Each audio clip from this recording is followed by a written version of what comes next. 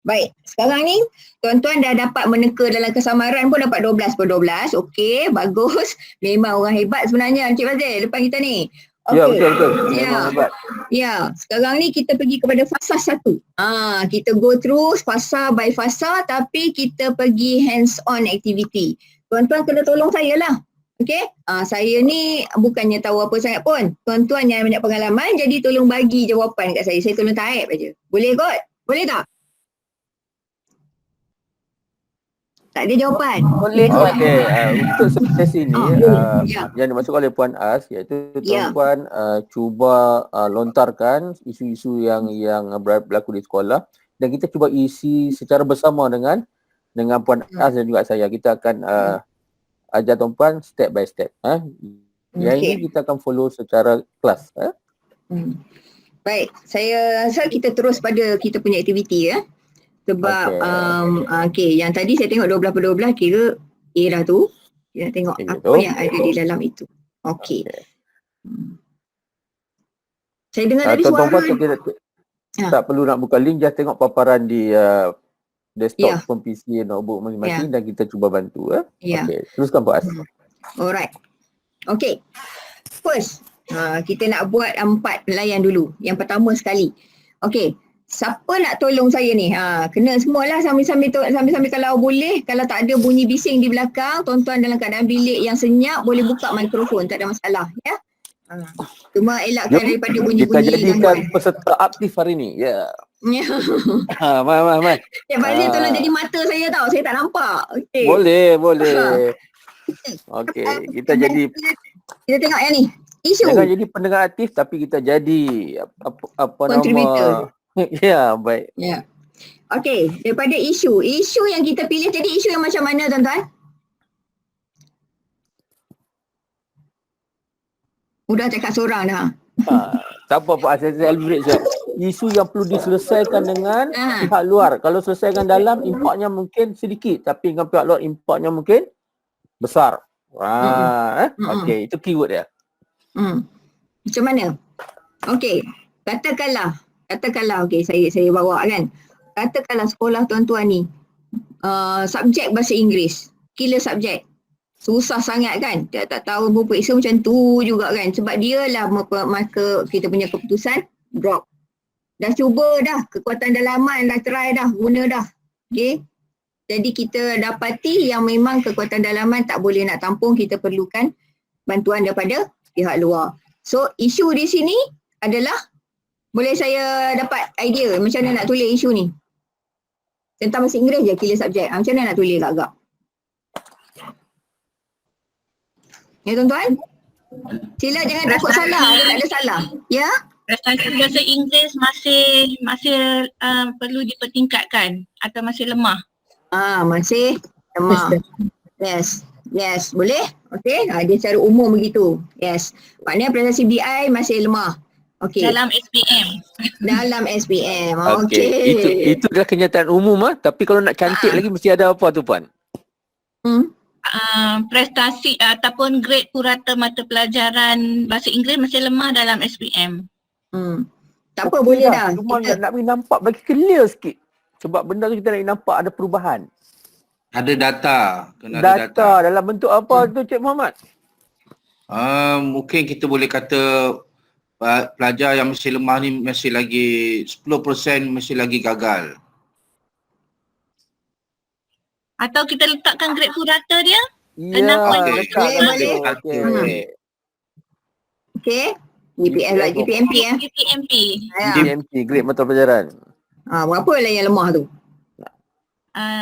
7.0. 7.0. Betul. Macam saya nak kata tadi. Sangat lemah tu.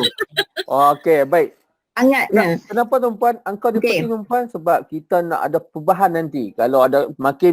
Kalau angka semakin naik, maka tu dia akan bawa kita perlukan sesuatu lah. Tapi kalau semakin mengecil, maka tindakan kita pilih tadi adalah tindakan yang betul. Okey, teruskan Puan As. Okey, lepas tu kita pergi kepada macam mana kita nak menyelesaikan masalah. Bila kemahiran menyelesaikan masalah ni, kita kena tengok punca, nak siasat isu tu. Pasal apa jadi macam ni?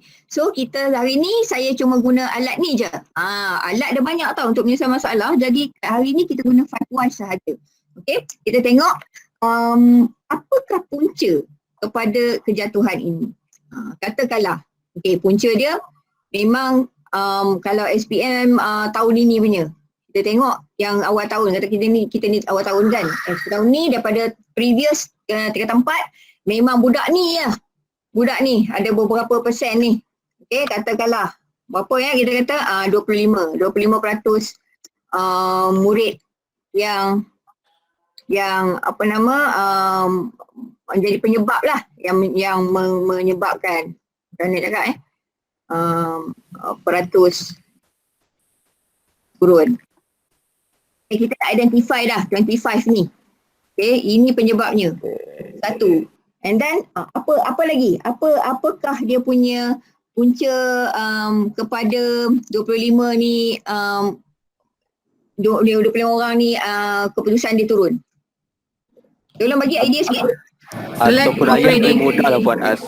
Kenapa 20% tak kuasai bahasa Inggeris? Ada jawapan tu. Ya. Kurang membaca. Ya, lack of reading. Kurang membaca. Sebab kurang membaca. Kenapa dia kurang membaca? Kenapa dia kurang membaca? Dia bukan dah sebab yang untuk benda yang sama. Kurang minat. Maybe kesan daripada berminat tu. Family background. Nanti dulu. Kurang membaca. Kurang berminat. Kurang sokongan ibu bapa di rumah. Maybe. Atau bantuan daripada rakan. Sekarang ni kita tengok. Ada lagi tadi suara-suara tadi? Kenapa murid tu tak minat baca? Why? Dia kurang membaca. Dia ada motivasi untuk belajar. Ataupun ada benda lain tak yang lebih dekat dengan kurang membaca tu, sebab dia kalau baca pun dia faham ke? Actually sebab I want to say that kurang baca tu. dia kurang membaca sebab lack of understanding. Dia kurang pemahaman. Lack of reading because of lack of understanding. Tidak faham. Kalau baca pun dia tak faham. Lagi? Masuk lagi, tak apa. Sebab dia tak faham tu pasal apa? Kenapa dia tak faham tu? Mungkin kelemahan pedagogi untuk yang kita latihan untuk guru. Tak, the environment dia kelemahan penguasaan bahasa Inggeris. Sebab dia berada dalam environment yang tidak bercakap bahasa Inggeris persekitaran. Tidak guna BI. Ataupun bukan bahasa ibunda dia ya. Jadi kita buat ayat ringkas supaya nak ni je, sebagai latihan boleh lah ya. Nanti kalau tuan-tuan sebenar-benarnya ayat dia jadi cantik lagi lah. Lagi, apa sebab pencitaran tu tak ada guna bahasa Inggeris semua? Balik rumah pun je ada cakap bahasa daerah saja. Jadi apa puncanya kepada pencitaran yang tak guna bahasa Inggeris tu? Ada tak lagi? Kurang pendedahan terhadap bahasa Inggeris. Siapa? Bila pencitaran dia nak guna bahasa Inggeris tu, selain daripada sekolah tu, dia habiskan masa dia banyak di mana? Mungkin bekerja ataupun mungkin campur dengan pelajar yang tidak bersekolah. Persekitaran, ya. Tapi yang punca dia tu, dia. Tadi saya dah ternampar satu key Puan As tadi. Tadi ada sahabat kita kata PDPC yang tidak menarik dalam kesan. Sebab apa? Berikutnya baru letak pencitaran yang tidak menggunakan BI. Contoh. Mana kita tadi kita skip satu step yang saya terdengar tadi. Yang ini nak jadi punca yang kelima. Jadi yang kelima. Itu punca kelima. Tadi yang mengatakan boleh saya tambah. Boleh siapa tu? Siapakah yang bergema itu? Puan Norma. Puan Norma, tutup satu device kalau bagi dia. Banyak device ke tu? Tadi mengatakan PDPC yang tak menarik kesan itu. Kita boleh masukkan kurang kompetensi guru dalam mengajar bahasa Inggeris.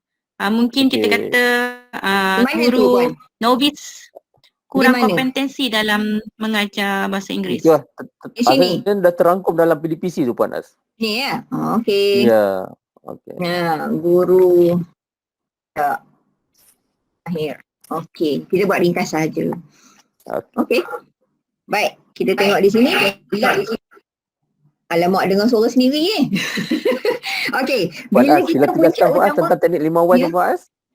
Ya. Sila tegaskan sikit kepentingan pendekatan 5Y Okey, tu. silakan. supaya Nanti dia balik teruskan.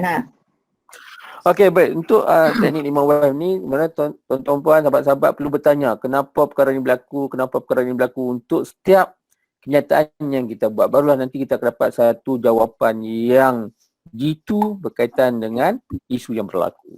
Okey, Punca teruskan, utama. Punca utama ataupun punca akar dia. Akar dia adalah yang ini, ya. Kita kata persekitaran yang tak guna bahasa Inggeris, jadi tak ada persekitaran yang mendorong dia untuk minat dengan bahasa Inggeris tu pun, kan?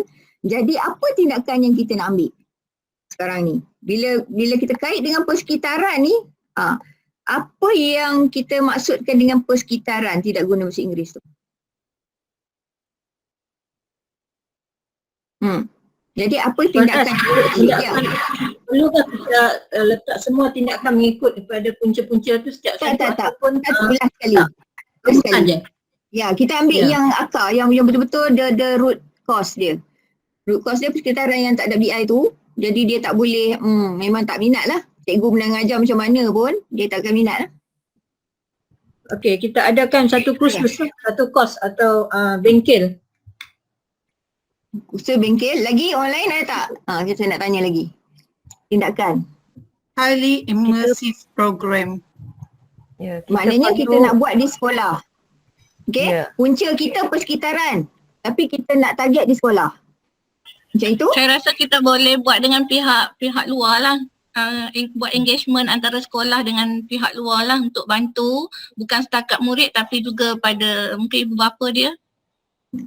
Okey, maknanya kat sini macam mana? Kerjasama dengan Ya, luar. Sebenarnya dua yang terbaik tu kita sebab kami ada yang HIP Sama dengan Cuk, seorang-seorang, sabar. Kita bagi pada Puan Primala dulu. Okey, Puan Prima, ya doktor. Sila. yang highly immersive program ni dia Ya. memang berkesan satu kami dapati mereka tak ada kesedaran kepentingan penggunaan bahasa Inggeris. Jadi bila kami buka ruang untuk mereka, sebenarnya kami bawa mereka ke tempat-tempat di mana mereka perlu gunakan bahasa Inggeris untuk bercakap. So dia sedar bahawa kalau dia kepentingan bahasa Inggeris itu untuk mereka tambahkan pendapatan dan sebagainya. So many of them kan mereka buat kerja part time dan masa itulah mereka sedar bila mereka jadi pemandu Grab, bila mereka bekerja di airport, di hotel dan sebagainya. So ini pengalaman kami sebab kami pada satu masa tu kami ada program perantisan industri. Jadi so ini antara program yang mereka dapat pendedahan. So kesedaran itu penting lah. The first thing bila mereka dah ada kesedaran, minat itu kemudian memang dia datang kejar guru bahasa Inggeris. Okey, itu satu contoh ya. Tapi itu mungkin dari daerah mana tu ya doktor PPD kan. Jadi mungkin ikut daerah tu sesuai dengan benda tu. Berjaya, bagus. Tapi mungkin juga dekat daerah lain tak boleh macam itu. Kena adapt dengan dia punya konteks. Yes, betul. Betul. Dia pendedahan, jadi kita ambil tindakan secara umum adalah kita mendedahkan kepentingan BI tu kepada murid-murid lah, ataupun kalau ini kalau Dr. Prima kata tadi untuk anak-anak tu sendiri, anak murid sendiri kan. Tapi mungkin di kawasan lain, di kawasan luar bandar contoh, pendedahan kepentingan BI ni bukan kepada murid tu terus. Kita nak buat pendedahan tu kepada ibu bapa sebab itulah entiti atau komuniti entiti yang berdekat konteks yang rapat dengan anak tu tadi.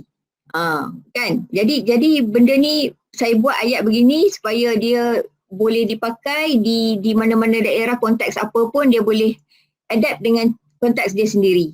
Okay? Kalau Dr. Prima tadi dia kata buat untuk murid terus, bawa budak tu pergi ke sektor industri, dia tengok BI memang penting. Nak repair motor bagi laju nak race pun kena BI sebab manual motor tu dalam BI contoh kan. Jadi dia kena belajar BI. Okey, jadi kat sini kita tindakan itu terbuka macam ni lah. Okey, secara umum kita tak nyatakan program HIP terus. Tak. Sebab yang itu memang PPM bagi. Jadi yang itu dah boleh settle dengan dalaman sebenarnya. Jadi yang ni yang tak boleh. Yang tak boleh tu apa benda, jadi kita buat secara umum dulu. Alright? Ada yang tak setuju ke nak cadang lain ke, silakan. Actually dengan ibu bapa tu banyak program yang dijalankan oleh IPTA. Mereka tawarkan dan kita sebagai orang tengah ni untuk uruskan supaya program itu boleh sampai kepada ibu bapa. So kita uruskan dengan universiti dan juga kita jadi orang tengah untuk memastikan ibu bapa hadir untuk program tersebut. Okey, lagi sekali nak tanya ni. Okey, doktor kata kita menjadi orang tengah. Kita tu siapa? Pihak sekolah, doktor. Sekolah tu. Ingatkan PPD ke kan? Ada satu daerah. Saya ni. dari sekolah. Sekolah. Yang PPD siapa ya? Okey, tak apa. Kita tutup cerita tu. Baik, tadi tindakan kita dalam fasa kita mengenal pasti isu tadi, iaitu memilih isu, kita dah buat, kita dah kaji, dah tengok, and then kita dapat satu tindakan, yes, kita kena dedahkan kepentingan bahasa Inggeris. Kepada siapa? Itu terpulang pada konteks kita lah. Okay, kalau isu itu kita nak kata persekitaran, ibu bapa tu yang patut kita sedarkan dulu tentang kepentingan BI, dan anak tu akan terikut sekali, ataupun kita nak direct kepada anak tu pun. Okay, dua-dua pun boleh. Okay, sekali. Maknanya tindakan ni bukan satu benda kita buat. Ini adalah sebagai satu strategi. Okay, lepas tu projek mungkin ada banyak. Okay, next. Barulah macam saya kata tadi, strategi yang tadi nak bagi kesedaran ataupun nak buka pendedahan tentang kepentingan BI. Kita rangkalah dekat sini, this next step ya. Kita rangkakan apakah idea aktiviti utama yang kita nak buat. Tolong saya sekejap. Nak bagi pendedahan kepentingan BI tadi, satu.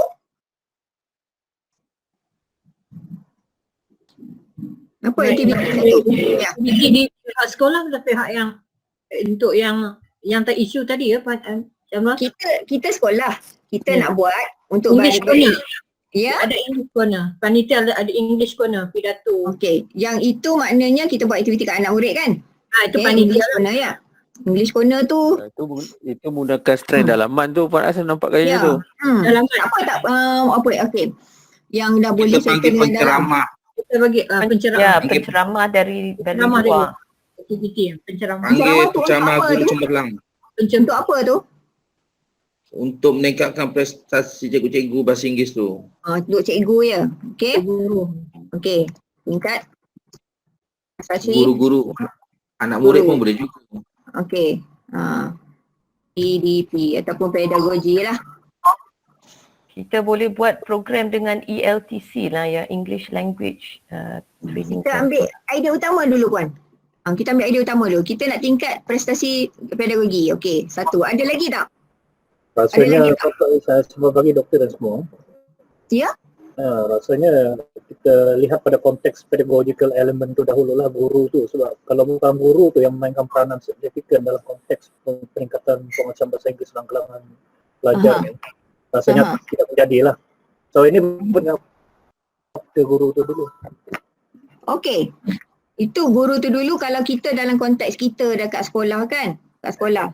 Okey. Kalau tengok jumlah masa kita di sekolah, anak-anak di sekolah dengan di luar sekolah, mana lebih banyak? Mana lebih banyak? Rasa saya Luar kan? Ya. Okey, maknanya kalau kita kata pedagogi guru, yes, betul. Itu utama sebab kita itu dalam kawalan kita. Tapi jangan lupa konteks anak-anak ni mengikut slot 1 semalam, Puan Jack dah ceritakan macam mana ada 3 konteks tu. Okey, sekolah hanya 1 dan lagi 2 tu. Takkan kita nak biar saja. Macam mana? Community, ibu bapa.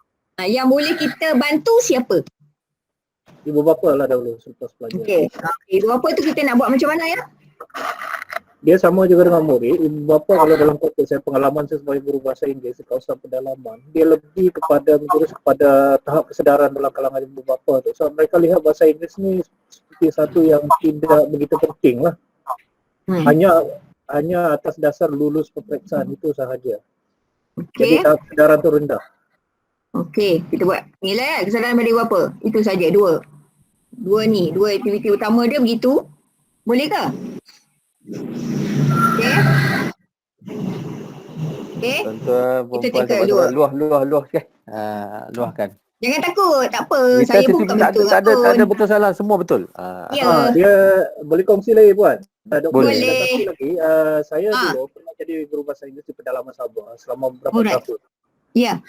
Kita lihat salah satu yang kita buat macam tadi Dr. Kumala beritahu, kita buat kerjasama dengan pensyarah-pensyarah pakar guru cemerlang bahasa Inggeris. Dengan pihak luar yang sesuai ni, kita berhubung ni semasa saya jadi pensyarah di IPG lah dahulu dalam bidang sosial juga.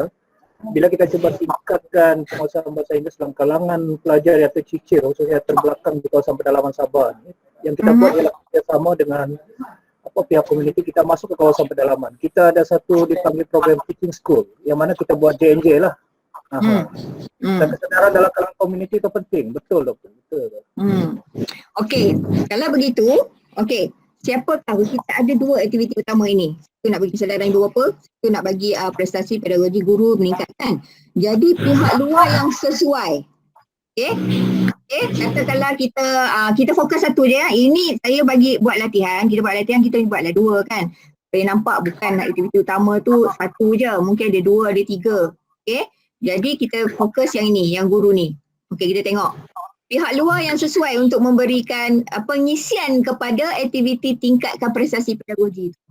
Apa dia? Pihak IPG. Pihak IPG. Okey, kata IPG. Okey, ada lagi tak? Pihak PPD melalui SIC plus. SIAC. Tas, okey. Ada lagi? Guru cemerlang Guru cemerlang. Cemerlang bahasa Inggeris. bahasa Inggeris dari sekolah lain. Cuba atau dari sahabat-sahabat daerah lain. fikirkan di luar kota yang mana perkara lagi, ini lagi. belum kita laksanakan lagi ya. Okay, Ada tak yang kita nak try lah pula? Selama ni dah guna biasa dah ni. Tambah pula tuan-tuan. Masuk juga elemen macam kita sekarang ni kan. Bila ada pandemik ni, Masya Allah, lagi susah. Dah lah pedagogi BI dulu semuka pun teruk. Bila kita masuk pandemik, dia jadi PDPR, lagi cabaran. So ada tak entiti ataupun pihak lain yang kita boleh kerjasama untuk bangunkan pedagogi cikgu kita dalam Boleh talian? kita panggil Mak Saleh ke orang putih. Mak Saleh. Saleh mana tu? Ada satu sekolah tau. Ni nak share dengan tuan-tuan. Ada satu sekolah rendah je. Tapi guru besar dia memang selut lah. Dia boleh kontak dengan UUM, ambil foreign student. Okay, dia buat program HIP tu, bawa foreign student tu ke sekolah. Macam native speaker dulu. Tapi dia gunakan hubungan luar begitu. Puan, boleh bagi cadangan? Boleh. The best is actually kan hubungi British Council di Malaysia. British Council. Mereka ada program Ya betul. ini jarang-jarang dibuat kan? Okey lagi. Ada apa lagi? Ada lagi tak?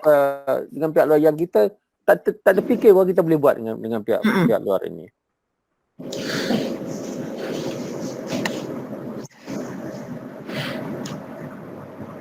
Ada.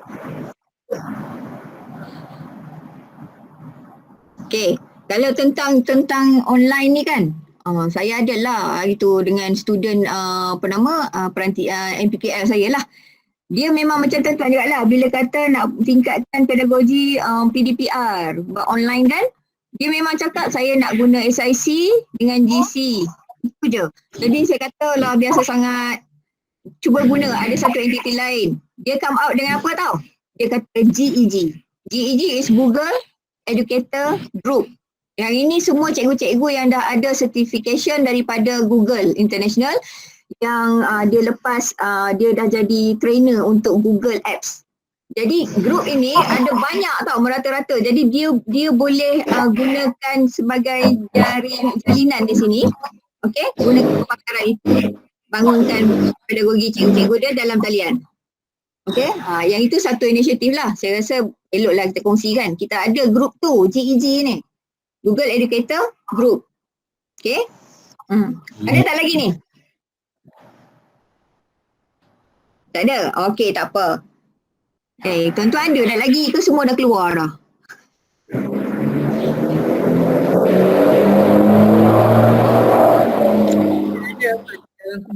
Ada. Siapa yang naik kereta tu?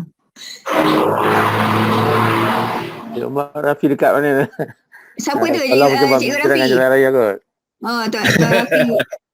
Di rumah kita baru sampai. Oh, okey. Okey, baik. Bila kita dah senaraikan pihak luar yang kita akan kerjasama ni, kita dah kita brainstorm dengan SLT kan, dengan fikir kita G4 ke G7 ke G9 ke kan. Kita dah brainstorm, inilah senarai-senarai orang pihak-pihak luar yang kita nak bekerjasama.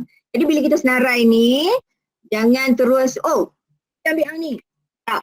Cuba nilai dahulu potensi dia untuk bantu kita. Cara menilai potensi, okey dekat sini kita guna senarai semak ni. Ada juga cara lain, just kita berbincang, brainstorming, siapa yang berminat dengan kita. Okey, dan juga kalau dia ada impak kita untuk isu ini akan jadi wow. Jadi dua tu pun boleh ataupun yang ini pun boleh. Jadi Cik Fazil nak tambah ke? Okey, untuk sesi ni kita gunakan skala Likert. Kalau tuan-tuan rasa semua ni berkeperluan, tuan-tuan boleh tanya mereka. Tak ada masalah tu. Tapi nak beritahu pada perempuan, kalau kita ada skala Likert ni, kita boleh ikut priority which one kita nak laksanakan berdasarkan experience kita ataupun berdasarkan hubungan kita dengan okey, banyak pilihan yang sebenarnya yang dikatakan oleh Puan As tadi. Okey, continue. Puan As macam ni. Okey. Okey, tuan-tuan tolong saya kalau IPG kita tengok sesuatu ya. Reputasi kerjasama dengan sektor lain yang selama ni dia kawan-kawan kita syarikat-syarikat ataupun pihak luar yang kita senaraikan ini sejauh mana dia reputasi dia. Kita nilaikan skor 1 tu sangat rendah lah. Dan 5 tu sangat tinggi. Okey, reputasi dia macam mana? Okey, IPG tuan-tuan bagi saya 1 skor. 1 hingga 5. Puan As maksudnya nombor 1, 2, 3 ke? Ya, skor 1, 2, 3. 1 adalah dia punya nilai paling rendah. Okey, 5 tu paling tinggi. 4. Okey. 4. Okey, 4. Okey, kita tengok next. SIC 4 juga. 3. Asim Ya? 4. 4. Okey, kita pegang siapa tu? Saya tak nampak dah ni. 4. Okey, Cik Rafi. next. GC. Cik Rafi ya? Okey, tuan GC, guru cemara. 5. Ni paling mudah Okey. Next, British Council. British Council? Kalau tempat saya ni 1. 1. 2. Kalau tempat saya. 2. Okey, 2. 2 je. Reputasi 2 je sebab tak pernah lagi ya. Okey, next kita kata manfaat, sumbangan, kepakaran, kemahiran atau sumber lain. Manfaat dia. Kalau dia ni contribute dengan kita, manfaat dia sangat tinggi ke sangat rendah. Kalau dia contribute. Okey, IPG? IPG tolong nilai. 4. Tinggi ya? Okey. SIC? 4 juga. 5. 5 boleh.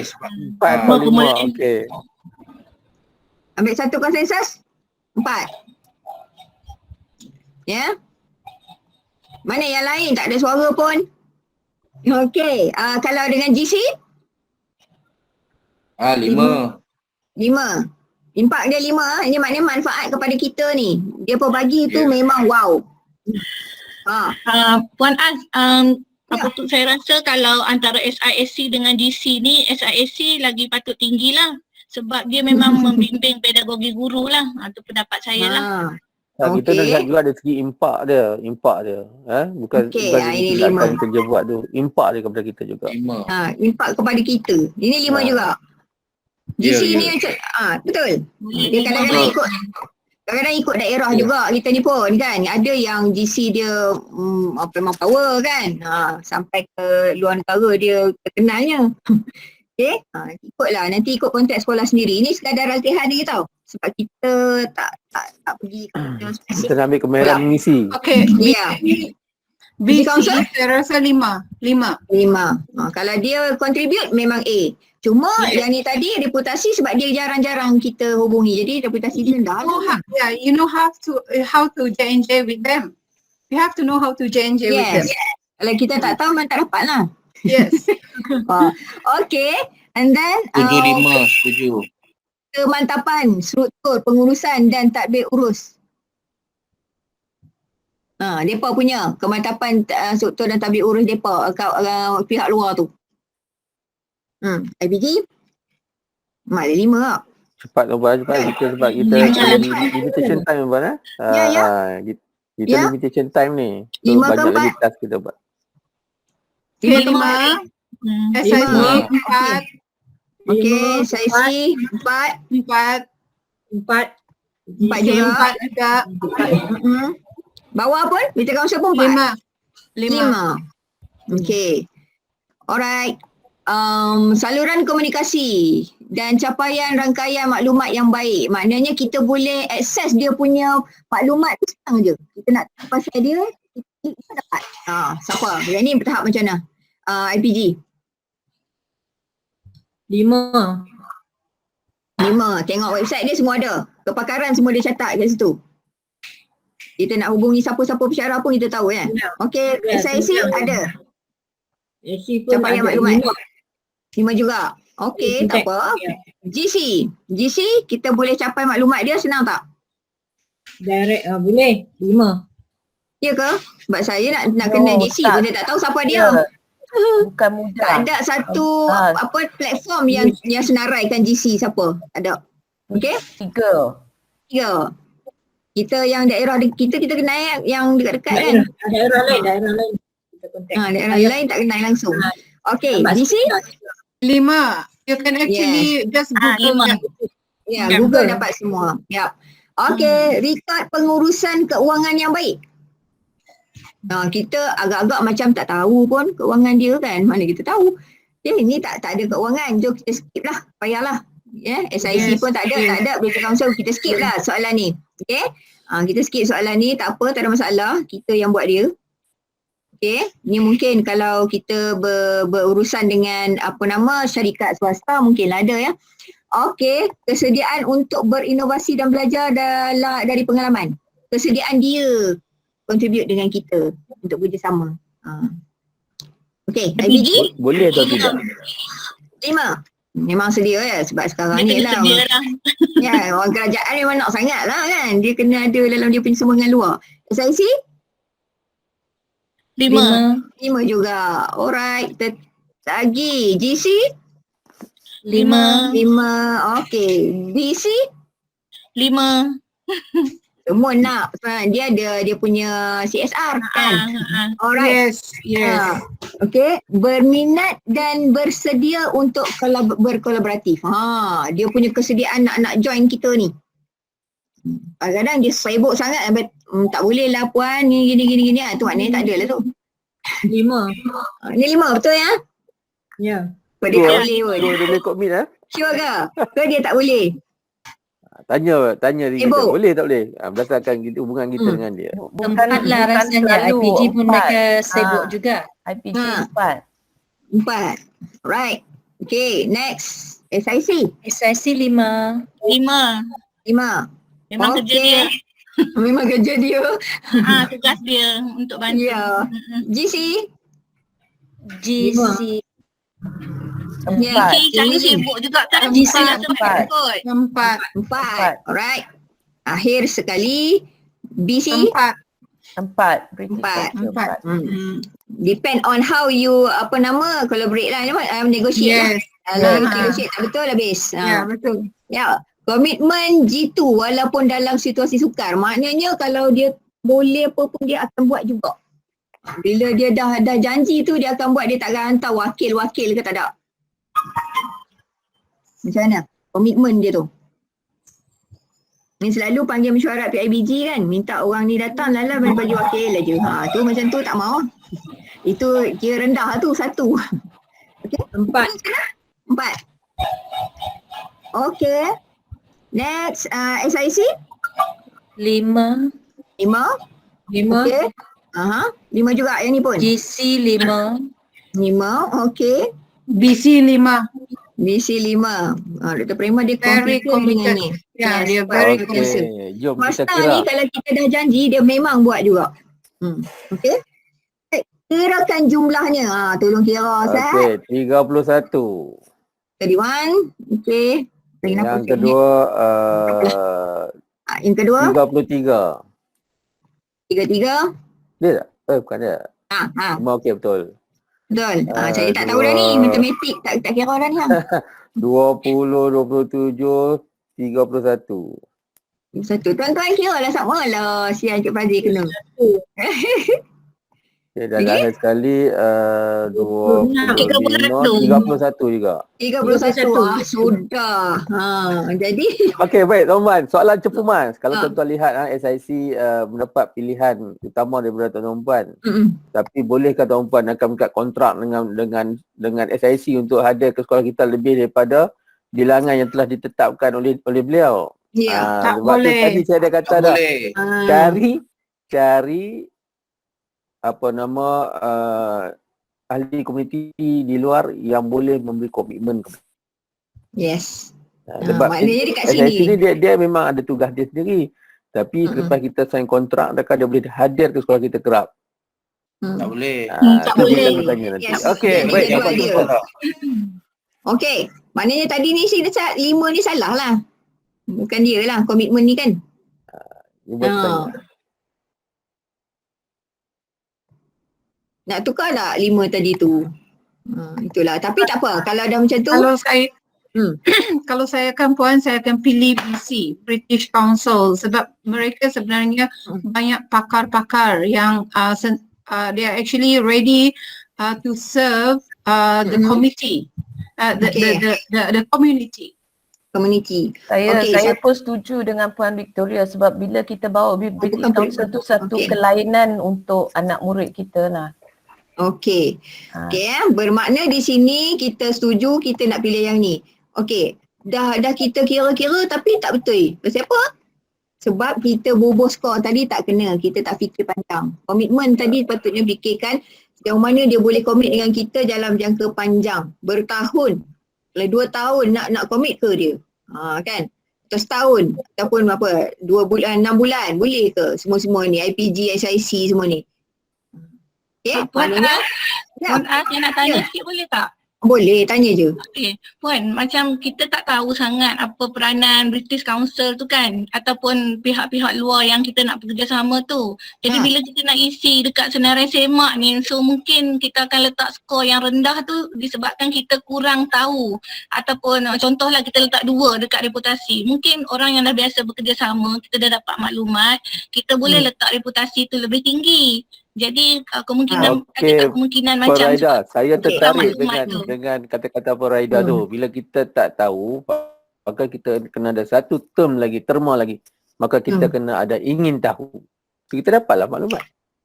Dan satu lagi kita tengok pada penilaian ni tadi, Cik Fazil. Ni kan dia tanya saluran komunikasi dapatkan maklumat yang baik. Kita kata 5 carilah. Kita tengok maknanya ada homework lah untuk tim cari maklumat ni dan baru kita set duduk dan bincangkan siapa yang kita nak lebih. Right? Betul Pak. Terima kasih. Ya. Sekarang ni konsensus kita pilih satu, kita ambil BC ya. Betul? Betul. Setuju. Okay, next. Betul. Okay. Now, dah BC lah orangnya. Pihak luar yang kita nak hubungi tu. Okay. Kebiasaan. Saya nak tanya kebiasaan. Kebiasaan tuan-tuan buat macam mana untuk bina persefahaman pun membina hubungan yang lebih? Mula-mula buat macam mana? Kalau dengan BC Council ni, mula-mula Puan Victoria buat macam mana? Mula-mula sekali. Kami hubungi British Council. Melalui? Telefon. Telefon, okay. And then? Okay, so buat temu janji. Okay, dalam telefon tu Puan bagi tahu dia apa? Apa maklumat yang Puan ceritakan? Kami adalah guru-guru daripada sekolah. Waktu tu KK High School. Ya. So kami ingin melawat BC and then to see what apa kerjasama yang kami boleh buat lah. Okey, maknanya dekat situ Puan dah nyatakan intention, kan? Yes. Nak kerjasama. Yes, the first hanya intention nak kerjasama, tapi dengan cara nak pergi melawat. Maknanya nak visit dulu. Alright. That is secara verbal dah one. maklum lah kan. Yes, secara verbal. Ya, tapi kalau dia kata, Puan kami sekarang ni, syarikat kami ni sibuk ni, maknanya apa? Dia tidak menolak lah, dia tidak dia berminat. menolak. So jangan paksa dah lah. Yes. Okay. Cara lain lah. Ya. Okay, di sini maknanya intention itu boleh hadir melalui call, okay, dan diikuti dengan surat secara rasmi. Betul tak Puan Victoria? Yes. Yes. That letter itu dipanggil letter of intent. Okay. Okay. Okay. Lepas tu Puan buat apa lagi? Call, pergi ke BC, lepas tu? Okay, so bila sampai di sana, kami berbincang dengan PR dia, and then kami bincang, kami dah bawa kertas kerja dah. Kertas kerja yang kami nak mereka membantu pelajar-pelajar yang lemah dalam bahasa Inggeris. So mereka bersetuju, nanti mereka minta tempo, and then mereka bersetuju untuk datang melawat ke sekolah dan jumpa pelajar-pelajar itulah. Okay. Jadi lagi? Okay, dari fasa yang pertama. Okay, yang fasa pertama yang mereka datang. Okay, and then the third one, kami pergi lagi pejabat dia. Okay, and then kami we buat persetujuan lah. I think MOU. MOU. Okay. Mereka bersetuju untuk bagi 2 orang volunteer. Okay. Volunteer untuk mengajar pelajar-pelajar itulah. Okay, mereka yang tentukan masalah, syarat mereka tentukan, itu jadual mereka buat, so make sure the students boleh ikut. Okay. Okay, Puan kita nanti kita akan bincang lagi dalam sesi kumpulan, so kita boleh ikut. Okey. Satu tadi dalam perbincangan yang kita katakan tadi, bila intention kita bagi tahu semua-semua, dan bila Puan Victoria tadi dia dah sebut dah sebenarnya apa yang dibincangkan semasa buat persefahaman ini. Okey, kalau kita tengok, kalau dia betul-betul mendalami apa yang semalam kita tengok sesi petang kan, perundingan, okey. Kalau dia negotiate betul-betul, dia ada beberapa perkara yang dia kena ada dalam persefahaman. Secara ringkasnya, satu apa agaknya tadi? Kita kata tadi, tujuan kan? Tujuan hubungan. Okay. Macam kita kata tadi, Puan kata tadi, call dia nak bagi tahu kita nak bekerjasama dengan dia. Okay. Satu kena ada yang itu. Takkan tiba-tiba je kita call nak buat apa kan, mesti kita akan ada intention di situ. Okey, nombor 2, apa yang kita bincangkan, negotiatekan dan setujukan bersama-sama? Tadi Puan Victoria kata tadi apa? Mengadakan program tu. Ya. Yang itu tujuan hubungan. Tujuan hubungan program. Ya, program. Tapi ada satu benda yang Puan cerita tadi sebenarnya ada, tapi Puan tak perasan tu. Adalah manfaat. Oh yes. Bersama. Sekolah. Yes. Sekolah dapat apa? Dia kena bincang juga. Pihak luar tu dapat apa? Kan? Betul tak? BC dapat apa? Kalau dia main sekolah kita, dia dapat apa? Dia dapat pengalaman, dia dapat servis. Ya. Okay. Dia fulfill the Promote CSR. CSR Dia dia promote, dapat jalankan dia CSR. And then promote dia punya company. Promote, yes. Yes. Mutual benefit and CSR. Yeah. Yes. Corporate social responsibility. Okay, Yeah, itu satu. betul, Actually, betul. yeah, they also promote university di UK. Betul. Okay. Kat sini dalam persefahaman ni sepatutnya dia ada perkara ni. Lagi yang ketiga. Ada tak dibincangkan peranan tadi? Pembicara dia cakap tadi, dia akan assign 2 orang sebagai dia punya trainer kan? Jadi that is the role. Jadi peranan juga kita bincangkan dalam permuafakatan ataupun perundingan itu. Peranan dia apa? Supaya dia tidak overrule lah, macam dia boleh kita pula jadi ikut dia. Jadi tak, kita assign di sini apa peranan dia. Dia datang, dia train sekian-sekian hari berapa jam, itu saja. Okay? Ya. Ya. Kadang-kadang kita tak ikat pun payah. Nanti dia buat macam-macam pula kan. Peranan dua-dua pihak lah. Okay. Ataupun dia punya peranan masing-masing lah. Kena jelaskan di situ peranan apa. Okay. And then 4. Apa benda lagi? Kalau dalam MOU tu, LOU pun ada. Dua-dua MOU dan LOU ni ada benda ni. Yang ni tak sebut lah tadi.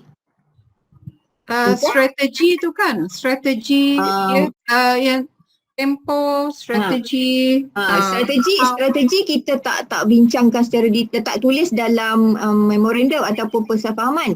Kita just kata peranan dan juga manfaat dia.